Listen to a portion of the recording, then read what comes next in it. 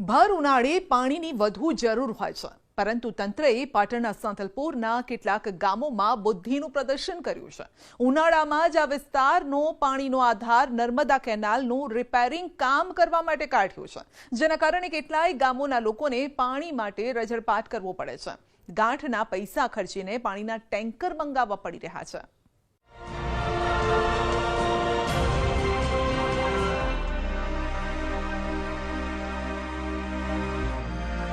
ખાલી કેનાલો, તરસથી તડપતા લોકો, માથે બેડું લઈને પાણી માટે રઝળપાટ। ટેન્કર આવે તો પાણી મળે, ક્યાં છે નલ સે જલ યોજના? આ છે આપણો પાણીદાર ગુજરાત। દાવા દાવા દાવા, નળ સે જળ યોજનાથી પાણી પહોંચાડવાના દાવા, નર્મદા કેનાલોથી ગામે ગામ પાણી પહોંચાડવાના દાવા। પણ આ દાવાઓમાં કેટલો દમ છે તે આજે નરી આંખે તમે જોઈ લો। ભર ઉનાળે ધોમ ધકતા તાપમાં મહિલાઓને પાણી માટે કેવો રઝળપાટ કરવો પડે છે તે જોઈ લો।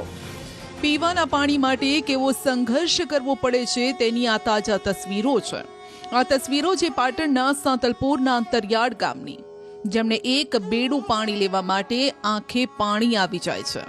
આ ગામોમાં નર્મદા કેનાલ થકી પાણી પૂરું પાડવામાં આવતું હતું,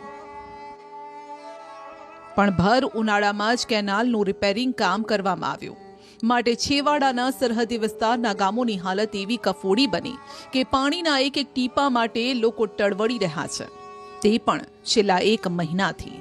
પાણીનો આધાર જે કેનાલ છે તેમાં જ પાણી ન હોવાથી ભર ઉનાળે બાર ગામના લોકોને તરસ્યા રહેવું પડે છે। ખેતી માટે પાણી ન મળે તેવી સ્થિતિ પેદા થઈ છે। ઉનાળાની શરૂઆત થઈ ગઈ છે, કાળઝાળ ગરમી પડી રહી છે, પરંતુ આ દરમિયાન સાંતલપુર તાલુકાના જે સરહદી ગામો છે તે ફરી ક્યાંક પાણીની પોકાર ઉઠવા પામી છે। દ્રશ્યો જે બતાવે છે તે કચ્છ બ્રાન્ચ નર્મદાની મુખ્ય કેનાલના છે। આ કેનાલ થકી જ સાંતલપુરના જે અંતરિયાળ ગામો છે ત્યાં ખેતી તેમજ પીવા લાયક પાણી પૂરું પાડવામાં આવે છે, પરંતુ છેલ્લા 1 મહિનાથી ક્યાંક કેનાલ રિપેર કરવાના બહાને જે કેનાલ બંધ કરવામાં આવી છે તેના કારણે સાંતલપુરના લગભગ 12 થી વધુ જે ગામો છે તેમને પીવાના પાણીની વિકરાળ સમસ્યા ઊભી થઈ છે। મહત્વની વાત છે કે આ વિસ્તારમાં હરઘર નલજી જે વાતો કરવામાં છે તે પહોંચી નથી। માત્ર નર્મદાની કેનાલ જ આ વિસ્તારમાં પીવાના પાણીનો સ્ત્રોત પૂરું પાડે છે, પરંતુ 15 દિવસથી સદંતર કેનાલ ખાલી થવાના કારણે આ વિસ્તારના લોકો પાણીના એક એક ટીપા માટે તરવડી રહ્યા છે। અને જે સદ્ધર લોકો છે આર્થિક રીતે સદ્ધર છે તે લોકો ક્યાંક પાણીના ટેન્કર મંગાવીને જીવન નિર્વાહ કરી રહ્યા છે, પરંતુ જે કેટલાક એવા લોકો છે જે લોકો બેડા લઈને વહેલી સવારથી જ નીકળી જાય છે અને બપોર સુધી એક બેડું જ માત્ર તેમને ક્યાંક પાણી હાથ આવે છે। તંત્રએ ભર ઉનાળે જ કેનાલના રિપેરિંગનું કામ કાઢી પોતાની બુદ્ધિનું પ્રદર્શન કર્યું। ઉપરથી આ ગામના લોકો માટે બીજી વૈકલ્પિક પાણીની વ્યવસ્થા કરવામાં પણ નિષ્ફળ પુરવાર થયો, માટે હવે ભર ઉનાળે અહીં પાણીની બુમરાડ ઉઠી છે।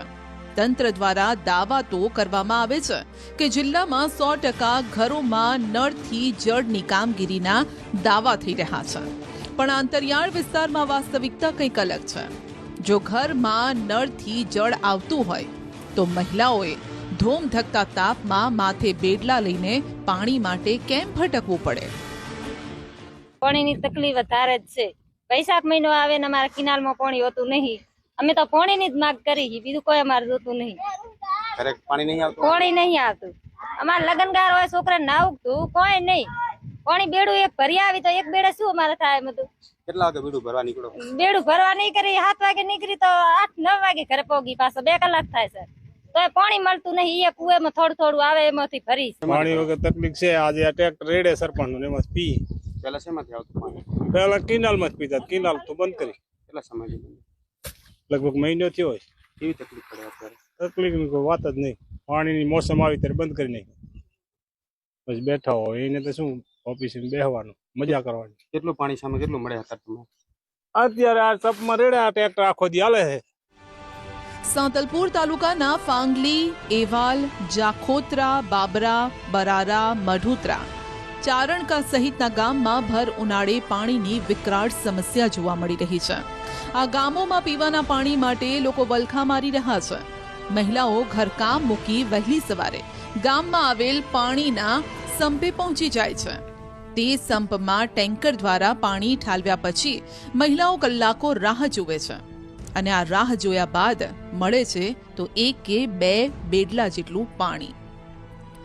આ વિસ્તારમાં ક્યાંક પાણી પુરવઠા વિભાગ દ્વારા પાણીના ટેન્કર મોકલી પાણી પહોંચાડવામાં આવી રહ્યું છે.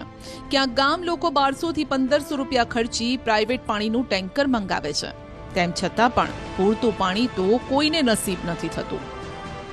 પાણીદાર ગુજરાતમાં નળ સે જલની વાતો કરવામાં આવે છે, પરંતુ સાંતલપુર તાલુકાના સરહદી ગામોની વરી વાસ્તવિકતા કંઈક અલગ છે. દ્રશ્યો બતાવે છે તે ફાંગલી ગામમાં છે, જ્યાં છેલ્લા 15-20 દિવસથી પીવાના પાણીની બૂમરાડ ઉઠવા પામી છે. મહિલાઓ એક બેડા માટે ખેતરો કૂદે છે, ત્યારે એક બેડો પાણીનો તેમના હાથ આવે છે. હાલ ગામમાં પાણીના ટેન્કર દ્વારા મહિલાઓ પાણી મેળવે છે, પરંતુ એક ટેન્કર જ્યારે આવે ત્યારે ગામની તમામ મહિલાઓ ટેન્કર પાસે દોડી જાય છે, પરંતુ 2 બેડા લઈને પાણી ભરવા આવે તો માત્ર એક બેડો તેમના પાણીનો હાથ આવે છે. મહત્વનું છે કે આ વિસ્તારમાં વૈશાખ મહિનામાં લગ્નની સિઝન પણ હોય છે, એટલે કે ગામમાં દાનૈયાઓ પણ આવતા હોય છે. એક બાજુ ઘરમાં જ પીવાનું પૂરતું પાણી હોતું નથી, બીજી બાજુ લગ્ન અવસર હોવાથી એટલે પાણીની વિકટ સમસ્યા ઊભી થઈ છે. આ વિસ્તારમાં નર્મદા કેનાલ થકી પાણી પૂરું પાડવામાં આવતું હતું. રોજ બસ આ રીતે ટેન્કરની રાહ જોવાની. જો નસીબમાં હોય તો પાણી મળે. ગરીબ મધ્યમ વર્ગના લોકોને રોજ ગાંઠના પૈસા ખર્ચીને આ રીતે ટેન્કર મંગાવવું પડે છે. ટેન્કર ચાલકો પણ કહી રહ્યા છે કે આ વિસ્તારમાં ટેન્કરની ભારે ડિમાન્ડ છે. પાણીની બહુ તકલીફ છે. આ ટેન્કર આવે છે, આ ટેન્કરથી આમાં નામી જાય, એમાંથી એમ ભરી, એમાંથી કેટલું ભાગ આવે? 2 કલાકે ટેન્કર આવે સામે ગામથી, તો આ પડ્યું હોય પાણી ઉપાડી લે માણસ. પ્રાઇવેટ છે, સરપંચ સાહેબ મૂકે છે. એક ટેન્કરનો કેટલો ભાગ છે? 1500 રૂપિયા છે. આ વિસ્તારમાં પાણીની સમસ્યા બહુ છે. રોજના કેટલા લોકોના ફોન આવે પાણી માટે? બહુ ફોન આવે છે. શું કહે છે? પાણી આપો, એમ ટંકર નામવા જવા જોઈએ છે. પછી વડો કરે પહોંચી નહીં વળતા. લોકો આમ રાડ કરે, પાણીની બહુ રાડ કરે છે. આ વિસ્તારમાં નર્મદાની મુખ્ય કેનાલ થકી પીવાનું પાણી પહોંચાડવામાં આવી રહ્યું છે, પરંતુ કેનાલ રિપેર કરવાની કામગીરીના કારણે કેનાલમાં પાણી બંધ કરવામાં આવતા કેનાલ સાવ કોરી ધાકોર છે. તંત્ર દ્વારા પીવાના પાણીની યોગ્ય સુવિધા ન કરાતા ગામ લોકોને આ સમસ્યાથી ઝઝૂમવું પડે છે. એક બાજુ સાંતલપુરના ચોરાડ વિસ્તારમાં આહિર અને રબારી સમાજમાં લગ્નની સિઝન ચાલી રહી છે. બીજી બાજુ પાણીની સમસ્યા. લોકો પણ તંત્ર સામે ભારોભાર રોષ વ્યક્ત કરી રહ્યા છે. ગામ લોકોનું કહેવું છે કે દર વર્ષે ઉનાળાની શરૂઆતમાં જ કેનાલમાં પાણી બંધ કરવામાં આવતા ભર ઉનાળે પાણીને લઈને હાલાકી વેઠવી પડે છે. લગન ગારું હોય, વૈશાખ મહિનો હોય અને અહીંયા ધાનમાં આવે ગામમાં મણો, એનો બાળક બધા તરસે. અમારે લગ્નમાં જ આવું, એને બાળકે નવરાવો, અમારે શું કરવું પાણી વગર? અને વોટ લીધા ટાણે ધોડા આવે છે, ગાડી અહીંયા નાખતે તો મતદાન હોય ને ત્યારે વોટ દેવા જ નથી. હામે સાહેબ એમને ફાડી નાખવા છે, હરગાવી નાખવા હે ને હામી સાથી. પાણી ક્યાંથી ભરવાનું? અત્યારે પાણી અમે ભરી શકીએ ધાડેથી. એક ટંકરના રૂપિયા દી 1200 રૂપિયા અમારે ક્યાંથી કમાઈને ભેરા કરવા? એક ટંકર માં 10 દી નહીં હાલતો. પાણી રાહ જોઈ. કેવી તકલીફ પાણી વગર? પાણી તકલીફ બહુ. આ ઉંમરે તો આરામ કરવાનો હોય, પાણી ભરવા જાવ. આ ઉંમરે આરામ કરવાનો, પાણી ભરવા જાવ છે. સરકાર મિલતો નથી, શું પીવું અમારે? અમારે છોડી ઘરે જઈ વળી પાણી તમારે પીવું જોઈએ ને. 1 કિલો ચા 7 વાગે જાય ને 12 વાગે ભરીને આવી. સાંતલપુર વિસ્તાર ખેતી અને પશુપાલન પર નપતો વિસ્તાર છે. ઉનાળામાં લોકોને પીવાનું પાણી નસીબ નથી થતું તો પછી પશુઓને અને ખેતીમાં કેવી રીતે પાણી આપવું તે જટિલ પ્રશ્ન ગામના લોકોને સતાવી રહ્યો છે. કેમ કે ટેન્કર આવે તો હવાડા પાણીથી ભરાય, હવાડા જ ખાલી હોય તો પશુઓ ક્યાંથી પાણી પીવે? 10-15 વર્ષથી બિલકુલ પાઇપલાઇનનું પાણી આવ્યું નથી.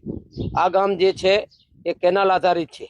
ઉનાળો જ્યારે આવે ત્યારે આ કેનાલ બંધ કરી દેવામાં આવે છે, તો ગામમાં પીવાના પાણીની બહુ ભયંકર પરિસ્થિતિ છે. તેમજ આ ગામની અંદર 1000 ઉપરાંત પશુધન પણ છે, 1600ની જનસંખ્યા પણ છે, પણ અત્યાર સુધી અમારા ગામને પીવાનું પાણી ક્યારે ચોખ્ખું મળ્યું નથી. કેનાલમાં આવે ત્યારે પણ રિફાઇન કર્યા વગરનું પાણી ગામ લોકો એમને એમ પીવે છે. બીજું કે જજામ ગામે જ્યારે ટાંકી બનાવવામાં આવી 2 કરોડના ખર્ચે, ત્યારે એમ કહેવામાં આવતું હતું કે આ 7 ગામોમાં આમાં રિફાઇન કરીને પાણી અપાશે, પરંતુ સોફાનો ગાંઠિયો છે, આજ નથી રિફાઇન કરવામાં આવતું કે નથી પૂરતું પાણી ફાંગલી ગામને મળતું. નર્મદાનું પાણી છેવાડાના ગામો સુધી પહોંચે તે માટે કેનાલનું નેટવર્ક સ્થાપવામાં આવ્યું, પણ જો કેનાલમાં ઉનાળામાં જ પાણી ન મળે તો પછી આ કેનાલો શું કામની? નળ સે જળ જેવી યોજનાઓ કાગળ પર જ રાખવાની હોય તો પછી આવી યોજનાઓ શું કામની? એસી ઓફિસમાં બેસી પ્લાનિંગ કરતા અધિકારીઓ જમીનની હકીકત ચકાસવાની તસદી ન લેતા હોય તો એ અધિકારીઓ શું કામના? અશરફ ખાન, ન્યૂઝ 18 ગુજરાતી, સાંતલપુર.